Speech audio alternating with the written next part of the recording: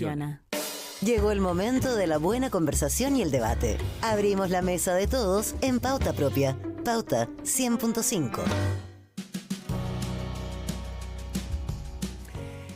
Este día, martes 4, abrimos nuestra mesa de todos. Un poquito antes de tiempo, tenemos un debate más extenso, pero vamos a hacer igual una pequeña introducción en la lógica del nadie sabe bien por qué. No se trata solamente de ladrillos, ni de metros cuadrados o de subsidio.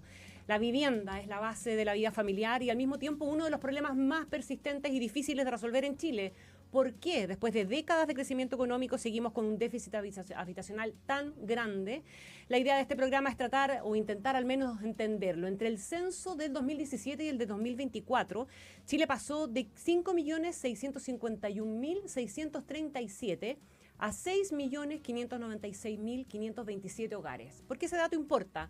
Porque son casi 945.000 hogares más en 7 años, es decir, cerca de 135.000 hogares nuevos por año. Y las razones que se apuntan para esto y las que son medibles para entender el fenómeno apelan a hogares más pequeños, envejecimiento, fecundidad en mínimos históricos, migración internacional de alta magnitud y edad laboral, más independencia residencial en la vida adulta y otra lista de posibilidades. La territorialidad hace el resto. La demanda se concentra donde hay trabajo o donde hay estudio. El Ministerio de Vivienda y Urbanismo reportó el 12 de septiembre pasado de este 2025 que el plan de emergencia habitacional había superado los 214.000 viviendas entregadas en el periodo de gobierno, un hito relevante que empuja el stock disponible especialmente en segmentos de mayor vulnerabilidad. Es un avance respecto de la meta de las 260.000, pero no cierra el tema. Hoy en Chile hay 1.428 campamentos donde viven más de 120.000 familias, unas 355.000 personas. Según el catastro de Techo Chile, entre el 23 y el 25, los campamentos aumentaron en un 10,7%. ¿Qué está pasando realmente en Chile? Que esta cifra sigue incrementándose a pesar de esfuerzos de autoridades y organizaciones sociales por disminuir la cifra. Nos lleva a otras preguntas que vamos a buscar responder hoy día. ¿Por qué, a pesar de que el presupuesto va a aumentar en un 13% en el caso del MIMBU, no va a ser suficiente para reactivar el sector, sino que se va a destinar principalmente a pagar compromisos? ¿Por qué no replicamos más iniciativas público-privadas como el subsidio a la tasa de interés que han mostrado buenos resultados? ¿Por qué no abrimos el debate sobre el costo de la vivienda social que hoy día es impresionantemente elevado en comparación con lo que era hace 10 o 15 años atrás? Partimos la mesa de todos, una especial, como les decía, nos acompañan 3 representantes de las candidaturas presidenciales que lideran hoy día las encuestas. Voy a partir presentando primero a más quien va a ser como mi partner en esto, en calidad de experto en este caso, Claudio Barros, constructor civil, presidente del Comité de Vivienda de la Cámara Chilena de la Construcción. Acérquese al micrófono. ¿Cómo estás, Claudio? Bienvenido. ¿Qué tal, Connie? Muchas gracias por la invitación. Sigo en el orden en el que están sentados Cristian Castillo, arquitecto de la Universidad Católica, Premio Nacional de Arquitectura del año 2024, Premio Aporte Urbano de la Cámara en el 2021 y encargado programático del área de vivienda del Comando Janet Jara. Bienvenido, Cristian, ¿cómo estás? Muchas gracias, Connie, gracias a la radio. También nos acompaña Ricardo Abuaguad, arquitecto y urbanista, decano de Arquitectura, Arte y Diseño de la Universidad Andrés Bello, profesor además también de la Católica y coordinador programático del Comando en el tema vivienda de Belén Matei. ¿Cómo estás, Ricardo? Bien, muchas gracias por invitarme. Y finalmente completa este grupo Iván Poduje, arquitecto, magíster en Desarrollo Urbano de la Universidad Católica, integrante hoy día del equipo de Vivienda y Desarrollo Urbano del Comando de José Antonio Caz. ¿Cómo estás, Iván? Muy bien, Connie, muchas gracias por invitarme. Bienvenidos a todos. Vamos a estructurar la conversación en 4 bloques, a ver si logramos abordar buena parte de los desafíos. Hoy día vimos a los candidatos en el debate de la Archi también hacer referencia justamente a estos temas, al tema del déficit, al tema presupuestario, al tema de la emergencia, en situaciones de emergencia, ¿verdad?, a propósito de lo ocurrido en el incendio de Quilpué y Viña del Mar. Quiero partir la conversación con el tema del déficit. Voy a hacer preguntas generales, pero también apuntando a cada uno. Pero para abrir la conversación, Chile mantiene un déficit de más de 552.000 viviendas. El que tenga una cifra distinta, obviamente la puede tirar sobre la mesa. El plan de emergencia habitacional lleva, decíamos, 214.000 viviendas entregadas, pero los campamentos siguen aumentando. 1.428 asentamientos, más de 120.000 familias. ¿Por qué, a pesar de los esfuerzos? Ustedes podrán calificar los esfuerzos, ¿verdad? De buenos, de malos, de insuficientes, de pobres, y el calificativo que quieran ocupar. Pero ¿por qué la brecha no baja? Las proyecciones hablan de 2 millones de viviendas para el 2035 de déficit. ¿Cómo nos estamos preparando para el desafío que se nos viene? ¿Quién quiere tomar la palabra para partir? ¿O partimos con el experto para que dé la mirada de las cifras duras? Sí, gracias, Connie. No, yo haría una precisión. Desde la Cámara y tomando la base del estudio de CACEN, bueno, nuestros números llegan alrededor de 1 millón de viviendas de déficit, tomando el tema cualitativo y el cuantitativo. Y desde déficit cero han hecho otra estimación que tiene que ver con la demanda social de hogares, que es aún mayor, no recuerdo, pero va creciendo. Y lo preocupante es que esto al año 2035, en el fondo en 10 años más, hay una estimación que podríamos sobrepasar los 2 millones de hogares de déficit. Correcto. Así que, no sé, como para dar el contexto. El contexto. Seguimos en el orden de presentación y ahí si quieren se desordenan. Gracias, Connie. Bueno, yo creo que lo fundamental en este problema de la vivienda, del barrio y la ciudad es que no están considerados efectivamente como un problema país. No es lo mismo hablar de educación o de salud que hablar de vivienda. Y normalmente uno sabe que cuando los presupuestos se restringen, primero es cultura, pero inmediatamente al lado de cultura está vivienda. Extrañamente en nuestro país no hemos querido reconocer la vivienda como un problema fundamental para el desarrollo armónico de nuestra sociedad. Nosotros hablamos de la necesaria trilogía entre vivienda, salud y educación, porque un niño bien educado y con una salud preventiva excelente, cuando llega a una casa hacinada, donde viven 10, 15 personas, no logra tener un desarrollo como es el que se merece y el que esperamos. Por lo tanto, el reconocimiento de la vivienda como un reconocimiento constitucional, como un reconocimiento como un problema país en el cual estemos todos involucrados en el diagnóstico y en las soluciones, va a ser difícil que revirtamos algún día el déficit habitacional. Ricardo. Mira, yo agradezco partir por un diagnóstico porque creo que es importante poner ciertos números sobre la mesa. Es cierto la gravedad del problema y es cierto que hay caminos de solución y que se han hecho cosas, etc. Pero hay que recordar que entre el 95 y el 2000 el MIMBU producía 100.000 viviendas al año. Yo sé que con otro estándar y sé que la situación actual y a un costo distinto también. Y a un costo distinto y sé que probablemente esa situación hoy día es irreproducible por expectativas, etc. Pero el gasto estatal en vivienda se multiplicó por 6 veces en los últimos 15 años, mientras que la cantidad de unidades que producimos es prácticamente la misma. Entonces ahí hay algo que decir. Y te quiero decir otra cosa más con respecto a eso.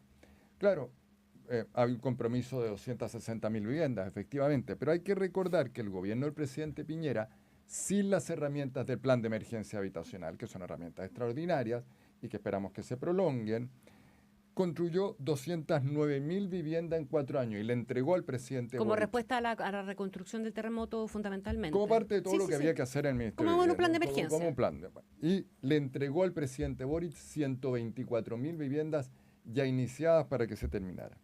Con todas las herramientas del plan de emergencia habitacional, el gobierno del presidente Boric va a construir 180.000 viviendas nuevas, o sea, bastante menos que las anteriores, y le va a entregar al próximo aproximadamente 100.000, es decir, 25.000 menos de las que él recibió. Esto para decirte que los últimos 4 años son aquellos en los que en las 3 últimas décadas menos viviendas se han construido y de esos 4 años este último es el que tiene peores números.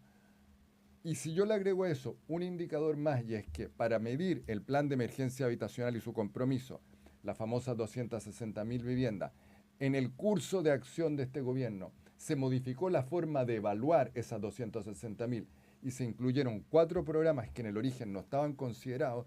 En el fondo lo que te quiero decir es, sí, tenemos un problema muy grave, pero la administración del problema durante estos últimos 4 años, a mi juicio, ha sido mala.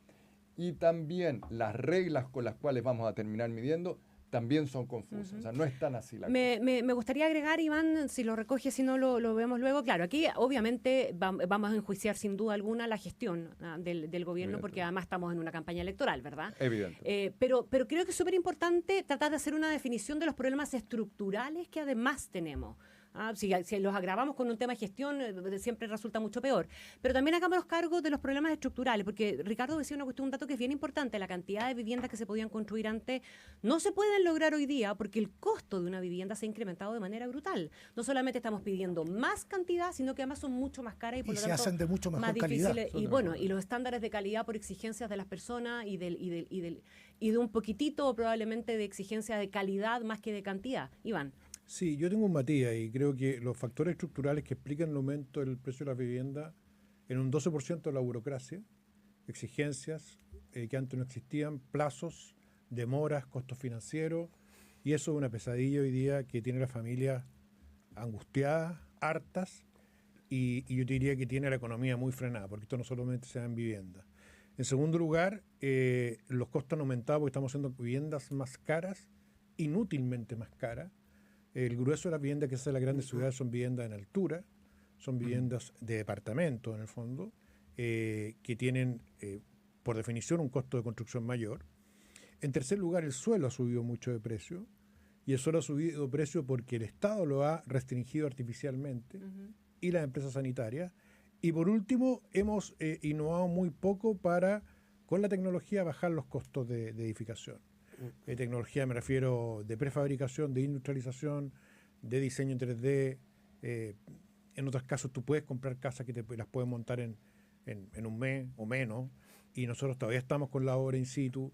Las casas prefabricadas siguen siendo más caras que las casas, o tanto más caras que las casas que se construyen. Entonces la propuesta que nosotros tenemos ataca estos 4 temas. Y los ataca para aumentar la cantidad de viviendas y para reducir el plazo en que esas viviendas se construyen. Eso, por favor, me gustaría para pasarle un poco también la voz a Claudio. Ustedes han advertido como Cámara que los permisos han caído un 0,8%, los de edificación, y las ventas de viviendas en un 13%. ¿Qué de lo que se escucha acá? Y me gustaría pedir la mayor precisión posible en una ronda, como medidas concretas para reducir el déficit, atendiendo los problemas de gestión, sí, pero también los problemas estructurales. Sí, ahí me gustaría tomarme lo que dice Iván. Nosotros en la Cámara, con un esfuerzo de hace mucho tiempo, bueno, yo como parte del Comité de Vivienda nos dedicamos en fondo a atender la urgencia, la inmediatez de la operatividad de los programas de vivienda que tiene el Ministerio. Nosotros vemos que como que en el Ministerio no hay una política general de vivienda, sino que hay programas de vivienda que principalmente se reducen en 4. Uno que es el DS49, que atiende a las familias más vulnerables, el DS19, que ha sido bastante exitoso, pero que va en caída por varios elementos, que es un programa de integración social, que además mezcla las familias vulnerables con familias de sectores medios, un programa de habitabilidad rural y los programas de mejoramiento. Pero en los últimos 15 años, desde el 2010, hicimos un levantamiento reciente de más de casi 200 nuevas regulaciones, normas y regulaciones que afectan directamente a el costo, el tiempo y la tramitación. Y son regulaciones que, lo hablábamos antes de entrar aquí al panel, tienen que ver con muy sectoriales. No hay nada que como que los relacione interministerialmente. Entonces, aparece una regulación que afecta a un lado, pero indirectamente afecta al otro. Y se cruzan las regulaciones. Como pasa en muchos ámbitos. Como pasa en muchos ámbitos. Y todo eso tiene un costo y un delay en la tramitación, que finalmente el costo financiero pega muchísimo en el desarrollo de los proyectos y en la ejecución. Yo creo que la industria de la construcción, y al menos las empresas que convoca la Cámara de la Construcción, tenemos plenamente la capacidad de hacer más de 100.000 viviendas al año sin ningún problema. Pero nos vemos enfrentados con toda esta, que no me voy a detener a nombrar las nuevas regulaciones, pero entre otras la ley de aporte, la ley de humedales, que está muy bien, que cuidemos los humedales y todo el tema medioambiental, pero a veces nos pasamos de revoluciones y terminamos buscando pescado, literalmente pescado en unos charcos de agua porque hay un pozo de agua en una tramitación ambiental. Entonces... Quedémonos con el tema de la... Termina la idea, porque quiero preguntar por las desregulaciones. Y del tema de los... hoy día el déficit habitacional, nosotros lo vemos no como un déficit habitacional de los programas que atiende el Ministerio de Vivienda. Tenemos un problema de acceso a la vivienda, no solo de la gente que pueda ser beneficiada por un subsidio estatal, sino que hay un tema de imposibilidad de acceso a la vivienda hasta los sectores de clase media. Hoy día en el Ministerio se atienden y se han atendido muy bien los últimos años a las familias más vulnerables y a las familias de sectores medios que son para el Ministerio. Pero la familia de clase media en Chile ha sido muy desatendida y hoy día este subsidio se ve como este subsidio a la tasa. El subsidio a la tasa. Ha sido una súper buena herramienta. Déjeme preguntarle, para seguir un poquitito el orden, pero insisto en que por favor se interrumpan si quieren. Estamos hablando de problemas de regulación que encarecen mucho. el tema, entre otras cosas, ¿verdad? Claudio ponía el dato de la clase media. Yo entiendo que cerca de 11 años tiene que ahorrar una familia de clase media más o menos para poder acceder a o tener la posibilidad de dar un pie para una casa, y eso no opera así en el caso de las familias vulnerables, donde las casas son de un costo muy bajo para ellos, pero muy caras para el Estado, claro, y ponen 800, una cantidad de UF, 10 UF, claro. 45 están poniendo ahora, 45. Bueno, pero frente a un costo de 2.500 UF. 2.000 UF. Es lo que está costando con suelo. Pero estamos hablando de un costo alto. Sí, ese es el dato duro, digamos, ¿verdad? Cristian, ustedes han planteado un Estado constructor. Y acá lo que estamos escuchando es la necesidad de desregular. ¿Cómo convive la idea de un Estado constructor con un sistema que necesita aparentemente, por el diagnóstico que comparten acá, tener menos rigideces, menos regulación? Bueno, el plan de emergencia habitacional ha comenzado a ayudar en ese ámbito. De hecho, la coherencia interna misma del Ministerio con la combinación de las voluntades de los distintos departamentos hoy día está funcionando algo mejor de lo que funcionaba. Y es del Ministerio con el resto de la estructura del Estado, que tampoco funciona muy bien, porque los ministerios actúan cada uno según sus principios, pero no generamos una política global en relación al tema que a nosotros nos importa en este momento, que es la vivienda, el barrio y la ciudad. Lo que nosotros creemos es que esto hay que cambiarlo completamente. O sea, necesitamos una política que nos permita producir exponencialmente más viviendas de las que hacemos hoy día. Y en ese sentido, no solamente el cambio de programas, no es posible que sigamos haciendo el mismo departamento de 3 dormitorios, un baño, una cocina, una logia, un estar comedor, cuando la constitución familiar de nuestro país ha cambiado. Tenemos que tener una política de vivienda para la tercera edad, como tenemos que tener una política de vivienda para los jóvenes. Ese es el famoso hipotecazo de nuestra candidata en relación a generarles condiciones hipotecarias a los jóvenes, hasta los 40 les llamamos hoy día, que puedan acceder a una vivienda con mayor facilidad de la que lo están haciendo hoy día. Ricardo Huaguat, en la misma dinámica, ¿verdad? Para que vayamos agotando el tema del déficit. Ustedes han propuesto 400.000 viviendas en 4 años. ¿Pero creen realmente que es posible lograrlo con todos estos cambios más estructurales? Un gobierno de 4 años difícilmente alcanza a hacerlo.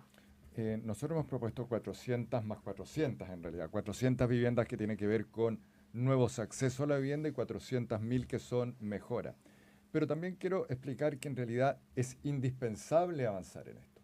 Y en ese sentido tenemos una candidata, Evelyn Matei, que comprende muy bien lo grave que es el problema de la vivienda y lo fundamental que es resolverlo, ¿no es cierto? Yo creo que su experiencia en el gobierno anterior, en la municipalidad, le ha hecho comprender muy profundamente la importancia de esto.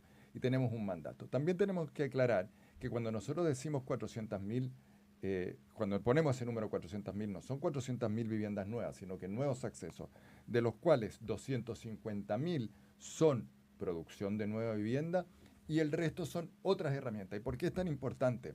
Porque si solamente nos centramos en la capacidad del Estado, con los recursos del Estado, de producir vivienda nueva, nos vamos a encontrar probablemente con un Estado en déficit, con un Ministerio de Vivienda que nos hereda una deuda súper significativa y probablemente nos vamos a encontrar con las manos atadas. Es por eso que nosotros hemos pensado más bien en agrandar el abanico de soluciones, que incluye fortalecer el FOGAES actual, el famoso crédito del que tú mencionabas, ¿no es cierto? El del subsidio, el pie cero, del que propongo que hablemos en un momento más, incentivos tributarios como la eliminación del IVA transitorio a la primera vivienda, eliminar las contribuciones para los adultos mayores, aumentar el segmento de viviendas de interés público, un esquema de concesiones, fortalecer algunas herramientas del arriendo, e incluso estamos dispuestos a evaluar en ciertas circunstancias una nueva versión de autoconstrucción, sabiendo que eso tiene ciertas limitaciones y riesgos también. Pero estamos, en el fondo, lo que te estoy tratando de decir es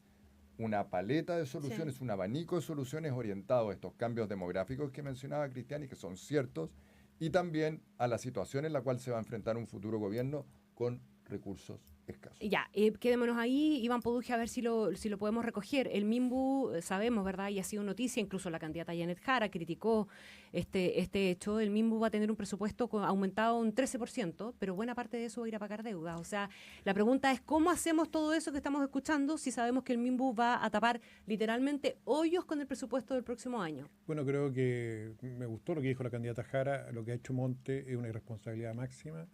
tiene comprometido 1.000 millones de dólares el presupuesto para pagar deuda, va a dejar a 25.000 familias sin sus subsidios y nosotros esperamos que en la negociación del presupuesto esto se pueda resolver. De lo contrario, vamos a tener un problema social gigante. ¿Ya?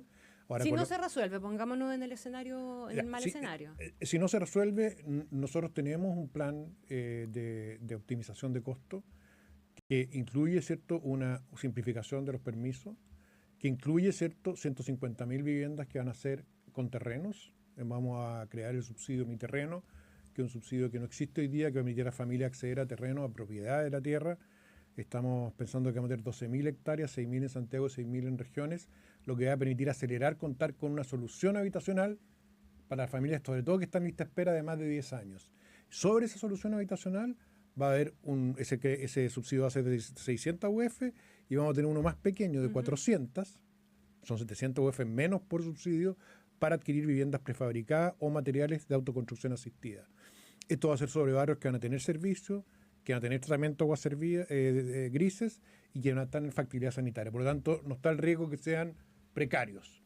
Pero además, Connie, necesitamos lo que te decía anteriormente. Vamos a simplificar todas las guías normativas que tiene el Servio, particularmente la del DS49, que es la vivienda más básica. Vamos a modificar sustantivamente la ley de aporte, la ley de humedales, la ley de bosque nativo, sustantivamente, que hoy día son una pesadilla para la familia. Vamos a simplificar los trámites de cambio de uso suelo, que es la habilitación normativa, y además vamos a establecer plazos fatales para que los directores de obras cumplan con la ley, que hoy día exige 30 días o 60 días para entregar un permiso, y hoy día están demorándose 300 días. Estamos conversando con Cristian Castillo del comando de Janet Jara, Iván Poduje del comando José Antonio Cas, Ricardo Abuaguad del comando de Belín Matei, y también nos acompaña de la Cámara Chilena de la Construcción Claudio Barros. Déjeme pasar, aunque está total y absolutamente vinculado, al rol del Estado y, comillas, el rol del mercado en el tema de la vivienda. Ya hablamos de las sobreregulaciones finalmente. Yo quisiera preguntarle cómo se pueden potenciar y de qué manera lo tienen incorporado ustedes en sus programas, alianzas público-privado. Se ha dado muy insistentemente el ejemplo del subsidio a la tasa de interés, de la tasa hipotecaria, y que ha resultado bastante bien. Claro, es para vivienda con un tope de 4.000 UF, solo para viviendas nuevas, tiene varias comillas, restricciones, pero parece que así todo ha resultado reactivador, que es una cuestión que hace falta. El mundo de la construcción está esperando una reactivación. Este presupuesto, ¿verdad?, que no va a alcanzar no va a ser un presupuesto reactivador, va a ser un presupuesto que va a tener que pagar deudas, como decíamos. Tenemos este ejemplo de alianza. ¿Qué otros ejemplos se pueden poner sobre la mesa que hagan posible reactivar este sector y no depender necesariamente ni de trámites legislativos ni de consenso parlamentarios, por ejemplo? Una política de suelos correcta, que es lo que nos está faltando en todo este tema, porque no basta con plantearse... Pero en la línea de lo que planteaba Iván Poduje... Sí, pero hay que comprar, en el programa de Iván hay que comprar 650 hectáreas de suelo que valen una fortuna. Deja explicarte cómo lo hacemos. Nosotros vamos a licitar un stock anual de hectáreas a un valor, como te dije, el subsidio va a ser de 600 UF por sitio de 300 metros, 2 UF por terreno, y eso se va a asociar a una exigencia de que los proyectos tengan, en estos loteos que se van a abrir, un 35% destinado a programas del subsidio habitacional. Esa tierra hoy día está inmovilizada, está con normas supletorias de expansión urbana, que son normas que no se aplican. Son tierras urbanas, pero no son en la práctica tierras que están disponibles. Ya. ¿Es viable eso? Sí, Claudio. Sí, yo he escuchado esa propuesta, me da dos temas. Ese suelo tiene que estar urbanizado, ¿cierto? Hay que urbanizarlo. ¿Quién lo urbaniza? Hay que comprarlo. Primero comprarlo, urbanizarlo, y la urbanización, la verdad que si bien desde el punto de vista de tramitación es de lo que más engorroso es en cada proyecto, pero no tiene la componente reactivadora porque no es la que más mueve a la manobra. Entendemos que detrás de todo este impulso de construir más viviendas, hay un tema de reactivación de la economía. Sí. El principal motor de la economía, el que tira el carro, siempre es como la industria de la construcción, y principalmente la edificación en vivienda, más que las obras mineras sí. Entonces, este mundo de suelos urbanizados, tengo esa parte me hace ruido. Y lo otro es que podemos crear ahí un potencial. Hoy día tenemos un problema con las tomas. Vamos a generar posibles. Potenciales tomas ¿Sabes también. lo que ¿Seguro? pasa con esto? Es bien interesante, Connie. Porque cada vez que aparece este punto, yo le digo a mis colegas que vean el Google Earth. Ni siquiera le digo que compren un satélite. Vean el Google Earth. Vean los loteos irregulares. Vean las parcelas de agrado. Y vean las tomas. Santiago está creciendo 800 hectáreas al año con loteos informales, Connie. Entonces, cuando yo escucho esto, es como que la ciudad estuviera toda creciendo ordenadamente y con esto se va a desordenar. Al contrario, lo que vamos a hacer es conducir el desarrollo que ya se está dando. ¿Qué dicen Ricardo Aboad y qué completa también Cristian Castillo a propósito de esto? Mira, nosotros creemos firmemente en que la solución del tema de la vivienda y de la ciudad en general, no solo de la vivienda para el próximo periodo, no va a pasar exclusivamente por transferencias desde el Estado hacia los que lo necesitan. No creemos que esa sea la condición, porque no creemos que el Estado que vayamos a recibir en el próximo gobierno tenga las condiciones para hacer eso. Eso quiere decir que probablemente vamos a trabajar con un MIMBU deficitario. Y por eso es que hemos abierto esta paleta de soluciones de las que te hablaba, no solamente a transferencias, sino que también a otros mecanismos, entre ellos las concesiones. Ahí hay una cuestión que me parece que es esencial.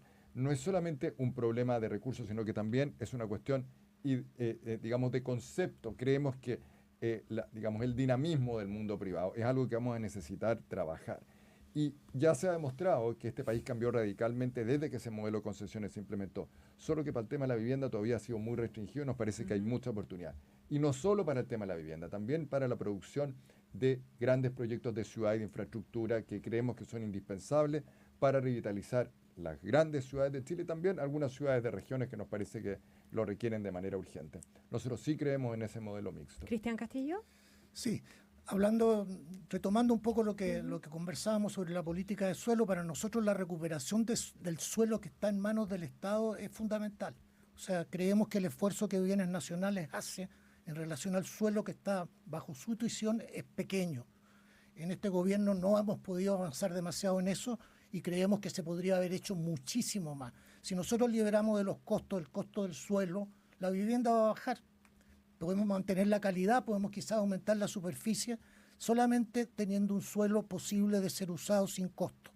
Y eso pasa por las instituciones también que son parte del Estado, como las Fuerzas Armadas, EFE, por ejemplo. La empresa de ferrocarriles tiene una cantidad de suelo inutilizado porque toda la política de ferrocarriles ha cambiado. Y en ese sentido nosotros creemos que ese suelo tiene que ser aportado. Y junto con eso nosotros queremos, en el suelo privado y aún con el suelo institucional, generar una suerte de empresas mixtas, que nos parece muy interesante para enfrentar proyectos inmobiliarios. Por ejemplo, la política Mixtas público-privadas. Políticas públicas-privadas, donde el privado o la institución aporta el suelo, el Estado aporta la construcción y entren en un negocio conjunto. Y nosotros creemos que podemos valorizar un patrimonio en manos privadas o de instituciones del Estado que hoy día son sitios de eriazo y que teniendo arriba un edificio en arriendo, por ejemplo, un centro comercial, pueden multiplicar el valor de su patrimonio y tener rentabilidades permanentes. Le quiero preguntar a Claudio, pero después la voy a dejar planteada para la vuelta de una pequeña corte comercial desde el mundo privado. ¿Dónde está el punto de equilibrio acá, verdad? ¿Qué modelo regulatorio de colaboración permite más oferta sin eventualmente distorsionar precios? Y hacernos cargo también de la nueva realidad de precios que tenemos, que es un tema que en el cual no necesariamente nos hemos metido. Vamos cortito a la pausa comercial. Estamos conversando sobre vivienda con Ricardo Aboad, con Iván Poduje, Cristian Castillo y también junto a Claudio Barros. Saludamos a nuestros auspiciadores. AFP Habitat tiene 3 planes APB pensados para quienes planifican su futuro: Plan Impulso, Plan Proyección y Plan Futuro Total. Más información en afphabitat.cl. Porque en Loto nos jugamos por tus sueños. Juega Loto con todo y tendrás 14 oportunidades para cumplir lo que tanto deseas. Loto, nunca dejes de soñar. Vamos y volvemos. Este es un espacio de propaganda política pagada. Soy Evelyn Matei y me duele ver que en este equipo llamado Chile miles de personas llevan años en la banca esperando una atención médica. Están los que viven esperando su turno para atenderse, la que madruga todos los días desde las 6 de la mañana para conseguir su hora. Reduciremos drásticamente las listas de espera y pondremos primero a quienes más lo necesitan, porque la salud no puede esperar. Vota por Evelyn Matei para que Chile vuelva a ser un solo equipo. Este fue un espacio de propaganda política pagada. ¿Sabes lo que pasa cuando cargas combustible sin App Copec? ¡Exacto! Pierdes beneficios, porque cada carga sin la app es un beneficio que podrías estar perdiendo. Hazlo fácil. Paga con App Copec, acumula puntos y gana beneficios a full. Descárgala hoy y no te quedes abajo. Porque con App Copec, el que carga, gana.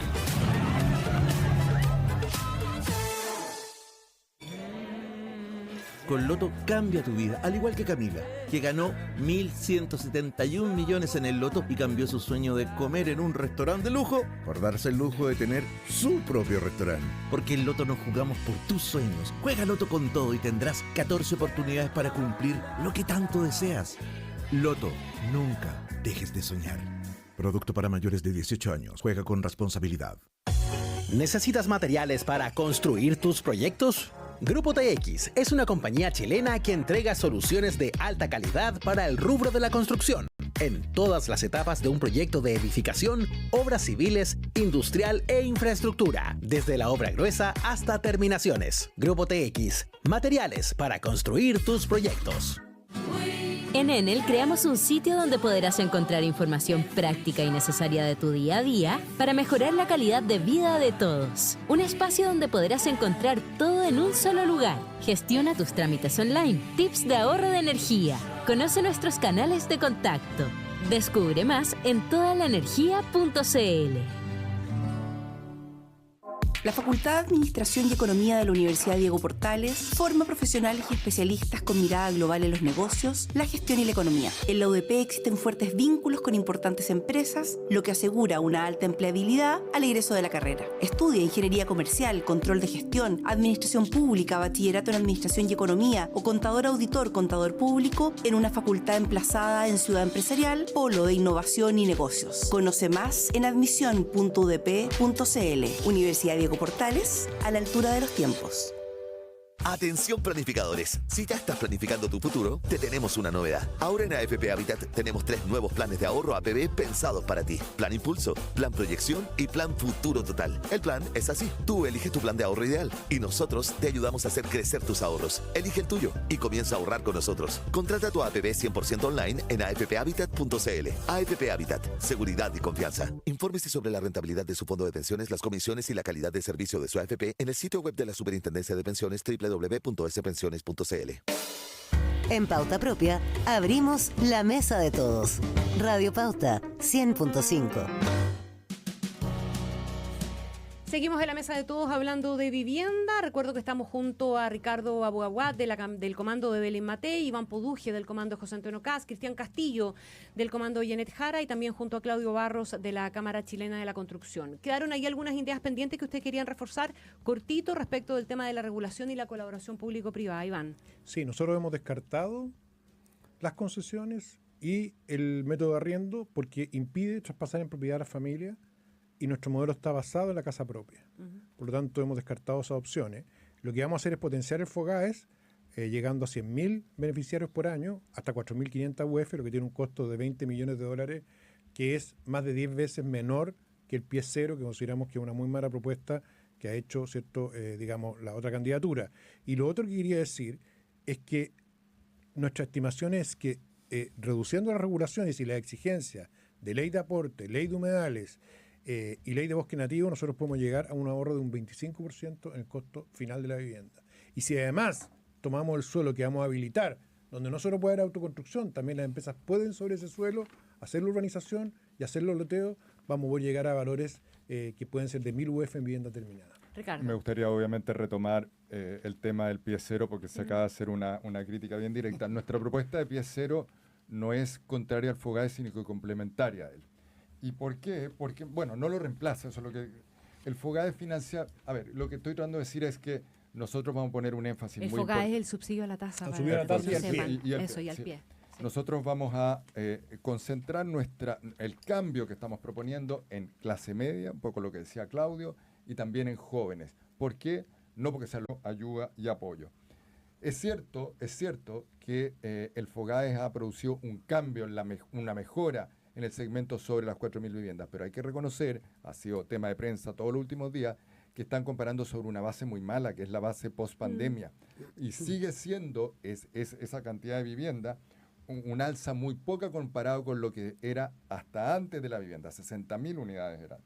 Segundo, La Cámara chilena ya está pidiendo una ampliación de 4.000 a 4.500, por lo tanto lo que nosotros estamos haciendo es presentarla bajo un programa enfocado en esta clase media y joven. Tercero, el FOGADES no tiene una concentración en un grupo etario en particular. En cambio, lo que nosotros estamos diciendo es que esos 460.000 jóvenes entre 25 y 40 años que requieren apoyo deben recibirlo. De que no lo hagan va a tener grandes costos para el modelo país, entre otras cosas, porque si no les damos acceso a la vivienda, no vamos a mejorar nunca la tasa de natalidad, y si no mejoramos la tasa de natalidad, todo nuestro modelo económico y de país se desarma. Por eso que estamos enfocando. Y dame una última oportunidad. El FOGADES compromete recursos públicos a través de impuestos. Eso es lo que dice el ministro Marcel. Recaudación de IVA y otros impuestos. El PIC 0 en ese sentido es súper claro y se financia, como hemos dicho varias veces, con un programa de eficiencia del gasto. Ajá. En ese sentido nos parece muy claro. Cristian Castillo. Sí, yo no quiero dejar de lado la política de vivienda en arriendo, creo que es importante. Si nosotros tenemos un observatorio de propuestas de arriendo, creemos que podemos en el mismo mercado regular los precios del arriendo, que hoy día suben incansablemente. ¿Regularlos cómo? Regularlos, mientras mayor sea la oferta, de mejor manera se van a regular los Pero precios. que se regulen solos, no fijar precios ni regularlos desde el Estado. Nosotros creemos que si nosotros tenemos un banco de arriendos que es público y que el público puede acceder a él, ahí vamos a poder regular de alguna manera los arriendos. Pero también el arriendo, la política de arriendo con opción de compra. Para nosotros un leasing o una opción de compra de un departamento es una manera de llegar a la vivienda propia distinta a la de un subsidio o un crédito bancario. Claudio Barros, ¿qué de todo lo que ha escuchado acá le suena a realidad? Sí, me gustaría primero referirme al plan de emergencia, que lo mencionamos hace un rato, y la verdad que nosotros valoramos bastante, la verdad que no tiene muchas herramientas. No tiene prácticamente ninguna herramienta.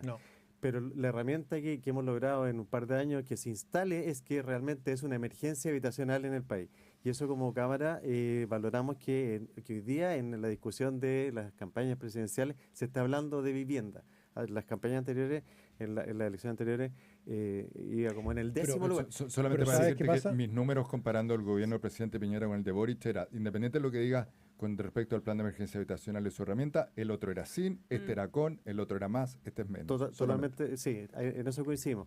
Pero a lo que valoramos que se haya, todavía no se aprueba como ley, pero se haya aprobado en la sala, en fondo, la prórroga de este plan de emergencia, porque creemos que el plan de emergencia debe existir en tanto hayan viviendas por construir en Chile. Y nos puede ayudar en la compra preferencial. Lo importante es que tenga herramientas. Es que ese es el punto. Es el punto. Hoy día el plan de emergencia, salvo la ley de integración social, que considera una simplificación del cambio de uso de suelo, que en la práctica no opera. No opera porque tiene una evaluación ambiental estratégica que finalmente es un desastre. No acelera ni reduce los costos de las viviendas. Entonces, lo que nosotros hemos propuesto, por eso te digo, en materia de permiso, en materia de guía normativa y en 3 leyes que están muy mal diseñadas, sobre todo en sus reglamentos, es poder agilizar el tema de los trámites y reducir el plazo. De lo contrario es imposible cumplir con las metas. Y para seguir, para seguir y terminar la idea. Terminar la idea. Del presupuesto del fondo que tiene un incremento, y también valoramos que se hayan ido incrementando año a año los presupuestos, pero hoy día es, creo que cercano al 2,2% del PIB. Sí. Ya, los países desarrollados o en vías de desarrollo similares a Chile tienen un 4% del PIB. Yo creo que hay que apuntar a eso, pero con muchos mejores programas más eficientes que lleguen a más familias de los sectores medios y la clase media, y facilitando el acceso a la vivienda. Bueno, es lo que vamos.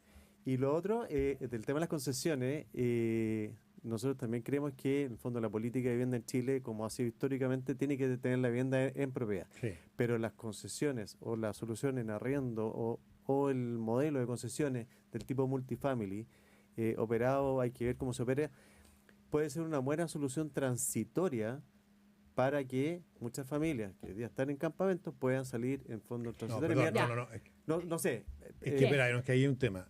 Yo creo que entremos a hablar de campamento, así que tenemos que hacer el link. Nosotros tenemos ni campamento, pero los allegados, los que vienen. No, pero si nosotros tenemos una lista de espera de 500.000 familias que no se han tomado tierra que han cumplido todas las reglas. ¿Cómo vas a privilegiar a los que están en Sería campamento muy antes que a injusto, ellos? y más encima con plata pública Hay para andar campamentos que tienen multifamily. 20 años, 15 años, 10 años. O en sea, eso- en definitiva esas familias de alguna manera están en la Ya, lista. pero ¿cómo también. Bueno, si están en la lista, priorizamos? sí, po. Si Ya, está en la lista, eso. sí. Ordenemos. Claro. Ordenémonos. Pero tenemos de los- Ordenémonos nosotros para ordenar el país, Eso, ¿ok? eso. ¿Cómo ordenamos? Claro, ¿quién tiene prioridad en eso? Porque lo que dice Iván es una queja bastante permanente, aunque sea verdad y a lo mejor es información menos conocida, que hay algunos campamentos donde hay gente que sí está en las listas y lleva muchos Sí, años están y ha puesto organizados plata por y supuesto. tiene su libreta, Sí, etcétera. está muy bien ¿Cómo eso. organizamos? Saltemos al tema de los campamentos, que tiene mucho que ver con esto, porque parte de la crisis viene justamente de ahí. ¿Cómo sacamos la realidad de los campamentos? ¿Cómo es posible que hayamos aumentado la cantidad de campamentos y gente en campamentos cuando teníamos el techo para Chile, tenía la meta en el año 2000, 2010? Mediaguas De- para el 2000. la- Sí, claro, sí, las sí. mediaguas para el 2000 y erradicar campamentos, y hoy día tenemos una situación mucho más grave que entonces. Es que el déficit crece. Mientras Sí, no pues. seamos capaces de revertir el déficit habitacional, los campamentos van a estar ahí. No, Van pero a hay estar un ahí. tema... Y mientras Y- no, y mientras no no se seamos saca capaces... mucho con la represión, Pero Cristian, ¿no? déjame preguntarte algo antes. ¿Cuál es la razón del aumento Eso. de los campamentos? Porque podemos seguir construyendo El, casas... el arriendo de una pieza en una casa hacinada o en un departamento hacinado puede llegar a 300.000 pesos, que muchas veces esa familia no los tiene. Pero estamos con más gente que está demandando, porque tenemos un problema con la migración, tenemos Porque un el problema de falta de Exactamente. empleo, un el problema de déficit pobreza. crece, porque el ¿De qué? déficit habitacional crece. O ¿Por sea, qué no somos crece? capaces Esa de es mi producir pregunta. las viviendas necesarias Yo quiero tu para diagnóstico revertir el de por qué déficit. crece el déficit. ¿Cuál Porque es la no raíz logramos de ese producir la problema? cantidad de viviendas que necesitamos. Y por eso es que la industrialización o las modalidades nuevas de construir, como pueden ser los sitios urbanizados con una unidad básica Pero tiene que mínima, conversar son nuestra política fundamentales. de campamentos con la política migratoria, por ejemplo. Absolutamente. La, No, la manera. campaña de Tony. Janet Jara lo piensa así. Sí, pero por supuesto, o sea, nosotros no estamos de acuerdo con la existencia de los campamentos, ni promovemos los campamentos, pero sí pensamos que los campamentos de alguna manera constituyen la respuesta a la realidad con la cual el pueblo chileno No, vive. yo creo que eso es muy injusto. Perdona, es que Cristian, eso no es tan así, porque la práctica, nosotros teníamos 40.000 campamentos en el año 2019, hoy día tenemos 130.000. De ese crecimiento, el 70% son personas que ingresaron al país de forma irregular. Entonces, no hay ningún país que resista esa presión migratoria por vivienda. Nosotros no podemos, resolver ese tema de campamentos si tenemos un ingreso de personas en situación migratoria irregular. Eso por una parte. Y en segundo lugar, tenemos una lista de espera de gente que debe ser respetada. Y tú no te la puedes saltar. Es cierto que hay campamentos antiguos, pero esos están dentro de los 40.000 que existían antes del 2019. Déjame decirte Ricardo. una cosa chica con respecto a esto que no es menor. Por supuesto que están todos los temas de encarecimiento del suelo, de ingreso inestable de las personas, de inmigración irregular, etcétera. Y yo no voy a insistir sobre eso porque está clarísimo que esas son causas. Pero hay otra causa que es mucho más manejable, que es un mensaje de la autoridad confuso en el sentido de no haber actuado a tiempo en campamentos que tenían sentencia de desalojo y que de alguna manera se postergó lo suficiente para que el mensaje fuera: mira, nadie va a desalojar estos campamentos. ¿Y qué consecuencia tiene eso gravísima? La consecuencia es que las personas que están con un problema significativo de acceso a la vivienda pensarán: ¿qué hago? ¿Hago una lista de 10 años esperando que algún día me llegue por el camino regular? ¿O me tomo un campamento, me tomo un terreno sabiendo que tarde o temprano va a llegar el gobierno, me va a resolver mi problema, va a comprar el suelo y me va a radicar? Yo creo que el mensaje, independiente de todos los ¿Sentamos un mal factores, precedente? todos los factores Horriblemente. estructurales, ¿Lo comparten el ustedes, mensaje Claudio, ha Cristian? sido malísimo. Totalmente de acuerdo. Malísimo. Totalmente de acuerdo. Y entre medio... ¿Qué vamos a hacer con las familias? ¿Las desalojamos y las dejamos dónde? Esa familia Eso tendría que responderlo el Estado. Tiene un subsidio de arriendo, como las municipalidades, las comunas han logrado tener alguna manera de cobijar los desalojos que se están produciendo. Pero eso dura 3 meses, 6 meses. Esos subsidios de arriendo se pueden prolongar 1 año. Y después, ¿dónde va esa familia? Ya, No, lo pero que pasa ¿qué es que, hacemos si no tenemos la solución? es ¿Los que mantenemos en el campamento? No, la obligación del Bueno, Estado es desalojar ese campamento. Nuestra ciudad, y la Cámara Chilena de la Construcción sí que lo sabe con certeza, nuestra ciudad han crecido a punta de campamentos. Es que yo creo que No, hay eso que era así. distinguir No hay cuestiones. otra realidad. no, que eso no era sea así. esa. Tenemos que respetar la fila y la ley, tenemos que respetar un Estado de Derecho. El Estado de Derecho, a ver, ¿cómo va a ser posible que el Ejecutivo no obedezca una sentencia del Poder Judicial? Si es que todos los chilenos tenemos obligación de hacer eso, ¿cómo no lo va a hacer el Ejecutivo? Yo ahí lo veo clarísimo. Déjame poner- Ese- pero ahí tenemos- Ahora, no digo que sea fácil, pero ¿dónde están los protocolos que se tendrían que haber desarrollado? ¿Dónde está la acción preventiva? ¿Dónde están los pasos para que esto no se produzca? ¿Dónde está esa secuencia de acción? Hay que recordar, por ejemplo, que los casos, yo sé que los casos que se han producido desalojos son más chicos y que probablemente cuando lleguemos a los casos más grandes va a ser difícil. Pero mira, solamente para decirte cosas que son clarísimas. ¿Cuántas de las personas que viven hoy día en San Antonio tienen otra propiedad a su nombre? ¿Cuántas de las personas que viven actualmente en el campamento de San Antonio han cometido delitos gravísimos de loteo ¿Sabemos irregular? cuántas o no? No tenemos idea exactamente, pero es una Pero pregunta tenemos que, idea, pero tenemos... no una pregunta que haya que hacerme a mí, hay que hacérsela al que está encargado No, nosotros, de cumplirla. Perdona, Ricardo. Sí. Nosotros calculamos, primero la toma San Antonio fue planificada, organizada, diseñada, con logística, se venden las casas, se arriendan las casas, es un negocio que mueve 50 millones de dólares al año. Por los propietarios. Hay delincuentes que toman terrenos y venden tierra robada, algunos inducidos por los propietarios, no todos. Lo que te estoy tratando de decir es que si uno despeja a las personas que tienen otra propiedad, las personas que han cometido delitos graves de loteo irregular, de estafa, etcétera, y luego separa esos grupos que naturalmente no van a recibir apoyo porque no se justifica que lo reciban. Ni son mayoritarios necesariamente. No También, sabemos, pues, no sabemos, pero ¿dónde está el dato concreto que le tendríamos que pedir a que está encargado de hacer ese desalojo? Porque es evidente, y para cumplir una sentencia que tiene, y luego un plan en etapas, ¿no es cierto?, que considera los más vulnerables, etcétera, y que pueda proveer ciertos apoyos intermedios de emergencia. Nos parece que por ahí va el camino. Claudio, lo que está de fondo aquí es cómo compatibilizamos como país el derecho a propiedad con el derecho a la vivienda, en el fondo, ¿verdad? Claro. Y eso es lo que se tensiona en esta discusión. De todas maneras. Y ahí entre medio salió la ley de usurpaciones, famosa, que fue muy bullada. Pero el Estado no la aplica, así como muchas leyes. Pero la aplican. Cada vez hay más desalojos. Sí, o sea, digamos, en los últimos 2 meses, Cristian, porque no queda otra. Y yo creo que esta política viene larga. Yo creo que el plan es postergarlos para el próximo gobierno. Yo estaba en esos campamentos. Sí, que el gobierno no tiene nada que... Yo no quiero defender al gobierno, pero el gobierno tiene poco que decir cuando son los tribunales de justicia los que determinan los desalojos. No es el gobierno el que promueve la toma, ni es el gobierno el que desaloja. Son los tribunales de justicia. Los tribunales dan la orden en mandato actual. Y el gobierno ejecuta el desalojo. Los tribunales instruyen al gobierno por la fuerza pública para que desaloje. Concreta el desalojo. Hay que recordar que el ministro Montes sugirió que cuando las tomas eran en terreno privado era un problema entre privados, a lo cual varios contestamos, ¿y cómo un privado hace un desalojo con una milicia que consigue dónde? Digamos? No solo eso, en San Antonio la alcaldesa promovió la toma con su pareja. En Cerro Navia, la toma Violeta Parra, diputados del Partido Comunista, en particular Carol Cariola, la promovieron y las familias hoy día tienen solución de vivienda antes que las familias con que estamos trabajando nosotros. Yo estuve en esa toma y no vi nunca la Carol Cariola en la toma. Promoviendo la toma de Violeta Parra. Le hicimos de hecho un plan maestro para el terreno. Pero te encuentras justo que esas familias que se tomaron por la fuerza y con violencia un terreno tengan una solución antes que 14 comités de Cerro Navia que han hecho y cumplido todas las reglas, es muy injusto. Yo creo que no está en discusión que es injusto. Quiero decir que nadie se le olvida el tema humanitario. Señores. Es solo que en un Estado de Derecho hay que primero preguntarse qué es lo que se debe hacer. Y yo estaba preguntando cómo se compatibiliza el derecho a la propiedad con el derecho al techo. Y el incremento de los campamentos coincide con todo este aumento descalce que hay entre los ingresos de las familias con el aumento del costo de las viviendas. Sí, claramente. Es absolutamente coincidente.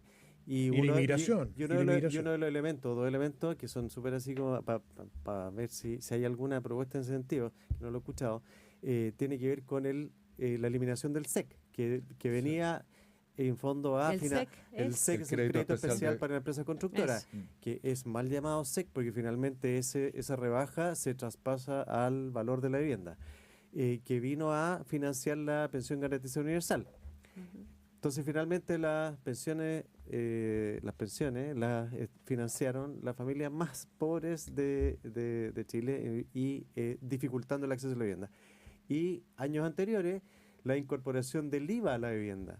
Entonces, si hay alguna propuesta en ese sentido, Sí, en Te lo contesto bien concretamente. Nosotros estamos Ricardo proponiendo la eliminación transitoria del IVA a la primera vivienda. Transitoria te digo porque hay que evaluar cuál es la situación a posteriori. Estamos pensando en un gobierno que va a tener que resolver una emergencia habitacional mayor y estamos pensando una postergación, digamos, ¿Y cuánto cuesta eso, Ricardo? Cuesta, mira, es que todo el tema de los costos es clarísimo que hay que entender que estamos en una situación de emergencia y que hay que darle la prioridad al tema de la tu comando vivienda. han sido muy exigentes con los costos, Briones, Toro Economista, Acevedo. Entonces te pregunto a ti, ¿cómo van a pagar los 300 millones de dólares que cuesta al año el piecero más esta excepción del IVA? ¿De dónde sacar la plata? Mira, yo te voy a dar una respuesta que no sé si te va a dejar tranquilo, porque entiendo que la respuesta que te voy a dar ya la recibió, pero no te deja tranquilo. Sin embargo, pero ¿cómo no? ¿De dónde lo vas a sacar? Sí, lo tengo clarísimo. Sí, resulta que el asunto es el siguiente.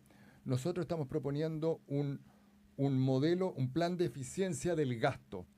Un plan de eficiencia del gasto de 2.000 millones anuales, de modo que en 4 años obtendríamos 8.000 millones anuales. ¿Qué significa esto? En simple, que el gasto público crece menos que los ingresos estructurales sin bajar gastos sociales. Uno podría decir... ¿Pero de dónde viene esa eficiencia del gasto? Mira, te pongo 2 ejemplos concretos. Reducción de licencias médicas FONASA, ya vimos, nosotros escuchamos a la Dorothy Pérez y lo que produjo. Pero eso ha significado como 100 millones. Nosotros creemos que se puede hacer por 500 millones de dólares. Nosotros estamos convencidos que es posible hacer una eficiencia en compras públicas por 270 millones anuales. Ya, pero toda esa plata no se va a ir a vivienda, Ricardo. No, es plata de la billetera fiscal por completa. eso te estoy diciendo que estos son 2.000 millones anuales y el pie cero, por ponerte un ejemplo, son 300. Y hay que ¿Y decirnos cómo lo van a hacer. Termina, pero muy 300. cortito, por favor, para que alcance el resto. Hay mucho más. Y lo que te quiero decir es que, de verdad, una de las fortalezas del equipo de Evelyn Matei es la calidad de las personas que están trabajando con ella por motu propio. Porque aquí tenemos un equipo de 40 economistas de primer nivel. Pero no han dicho cómo van a financiar el PCE. Lo han dicho 20 veces, Iván. Lo que pasa es que pero mira, tenemos, no es por hacer falacia autoridad ni nada por el estilo, pero tenemos un expresidente del Banco Central doctorado en Harvard, un exministro de Hacienda doctorado en Déjeme pasarle la palabra. La verdad es que yo creo que este panel, que sabe muchas cosas, no tiene las competencias para evaluar de la misma manera que hace ese otro equipo. De acá no va a salir el ministro de Hacienda, eso lo sabemos. De aquí puede salir eventualmente el ministro de Vivienda. Bueno, lo que pasa es que, ¿sabes cuál es el punto? Perdona, Connie. Pero a mí lo que me preocupa es que no prometan cosas que no pueden hacer. Es que ese es el punto. Pero eso vale para todos, Iván. Sí, pero lo que pasa es que nosotros vamos a recibir un presupuesto con 1.000 millones de dólares menos si no se resuelve. Y estamos hablando de aumentar 300 millones de dólares el IVA de construcción y otras cosas que dijo, y además tenía el fin de las contribuciones. O sea, si tú sumas eso... Contribuciones para adultos mayores. Claro, eso cuesta 100 millones de dólares por año. Entonces, si tú sumas eso, no hay que ofrecer cosas que no podamos cumplir porque hoy día tenemos un problema serio de caja. Cristian Castillo, ustedes también hacen promesas que presupuestariamente pueden ser costosas en definitiva, y además está la idea de integrar a los campamentos al tejido urbano. Esa es una propuesta que está en el programa de Janet Jara. ¿Qué condiciones tienen que darse para esa integración? ¿Cuál es el alcance de esa integración? Bueno, para nosotros la regeneración urbana, por ejemplo, es fundamental. En esa pueden quedar incluidos campamentos que ya están en el corazón de la ciudad. Pero la regeneración urbana nos permite a nosotros recuperar suelo. Por ejemplo, nosotros estamos trabajando en Lo Hermida con un proyecto con la familia, un proyecto de regeneración urbana que significa que 2.000 familias que viven en un sitio de 9x18 pasan a vivir en edificios de 3, 4, 5 pisos, aumentando fundamentalmente la capacidad. O sea, podemos llegar a hacer vivir allí 10.000 familias en mucho mejores condiciones que las que viven hoy día en el sitio, porque en el sitio viven en condiciones de hacinamiento, sin suelo realmente para que ocupen un patio, sin infraestructura de apoyo en las mismas poblaciones.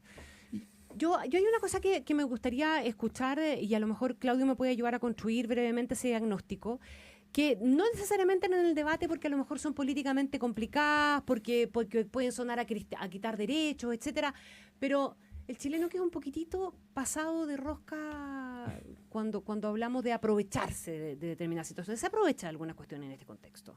Hay gente que tiene subsidio a la vivienda y trampea y arrienda la casa, ¿verdad?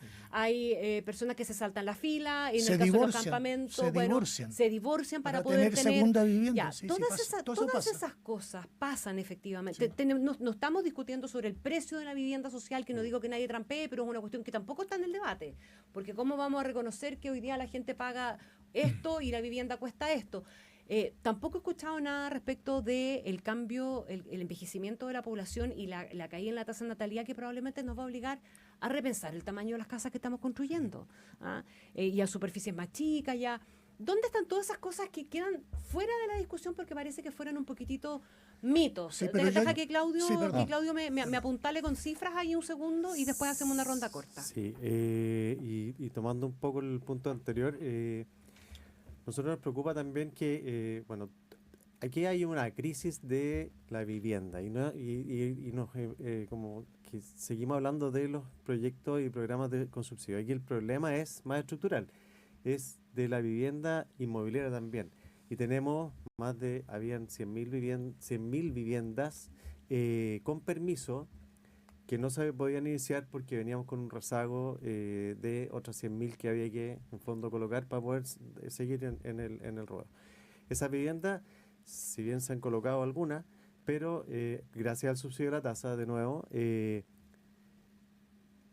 tenemos la crisis más baja de permisos nuevos. Entonces, hoy día el problema no va a ser el próximo año. Lo vamos a tener el año 2027 y 2028, porque ya no tenemos permisos para construir en esos años.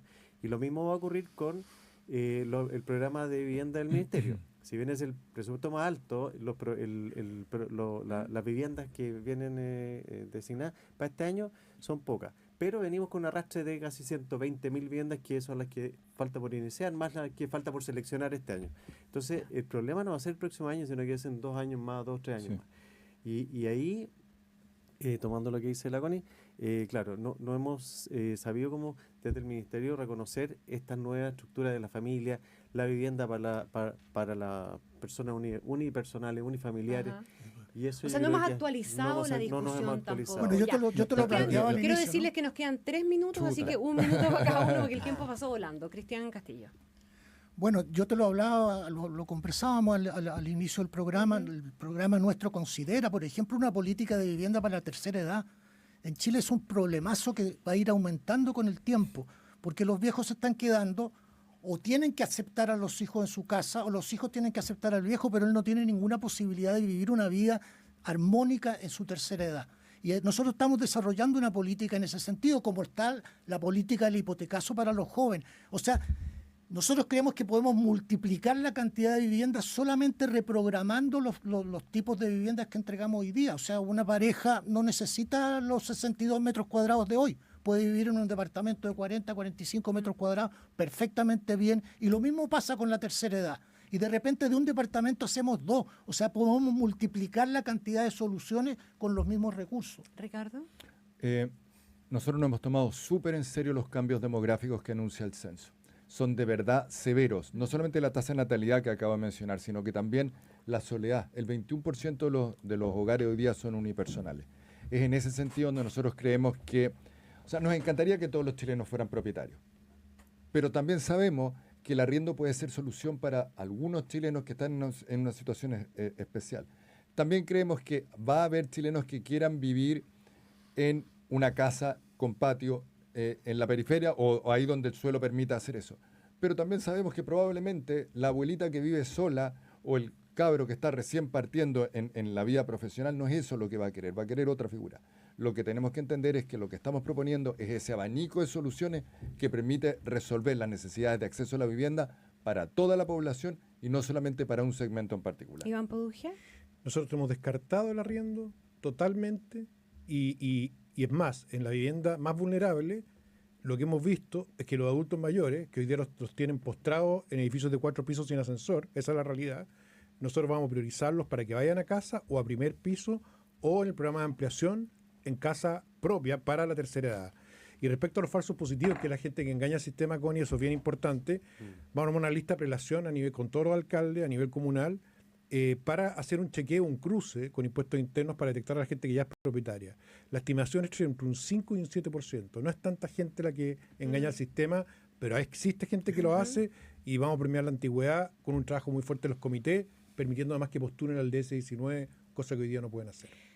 Ya pues, se nos acabó el tiempo, vamos a repetir esta conversación más adelante, tenemos que esperar el resultado de la primera vuelta. semana. Suerte a todos. Muchísimas gracias. Qué Los corto. despido de a uno, a Claudio Barros de la Cámara de la Construcción, Cristian Castillo del Comando Janet Jara, Iván Poduje del Comando de José Antonio Cas y Ricardo Abuaguat del Comando de Belín Matei. Muchísimas gracias por haber estado en este debate en Pauta Propia. Nosotros saludamos a nuestros auspiciadores. El Grupo TX con tecnología de punta y un equipo comprometido entregan soluciones óptimas para cada obra. Construye futuro. Elige Grupo